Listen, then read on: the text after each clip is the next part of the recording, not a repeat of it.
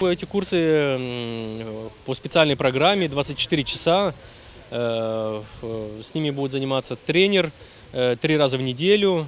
По окончанию дети, участники получат сертификат об окончании этих курсов.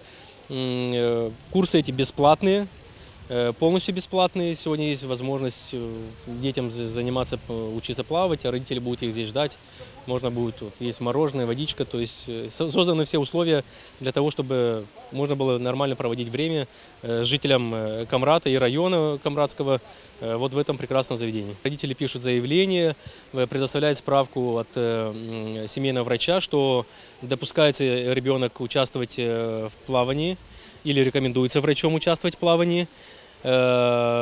Курсы, как я сказал, эти бесплатные.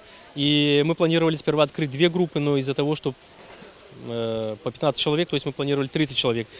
Но из-за того, что большой ажиотаж и много желающих, поэтому мы откроем, группы будут не по 15, а по 20 человек. И откроем еще 2 группы дополнительно для того, чтобы все желающие смогли участвовать в этом проекте. 3 раза в неделю по 3 часа родители их будут проводить до данного заведения, подвозить их, привозить, потому что здесь республиканская трасса.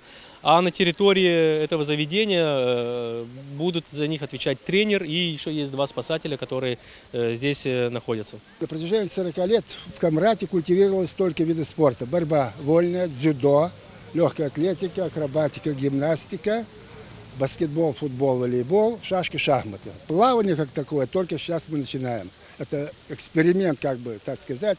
И поэтому будет некоторые недоразумения, может быть, трудности появятся, потому что первое начинание всегда имеет и положительные, и отрицательные черты. За последнее время участились случаи, тонут дети на мелководье, и поэтому их необходимо обучать плаванию. Чтобы они действительно могли держаться на воде, и чтобы они проявили боязнь к воде. И поэтому желательно, чтобы меньше было этих недоразумений, жертв со стороны ребятишек. Я так считаю, что это очень полезное и хорошее начало.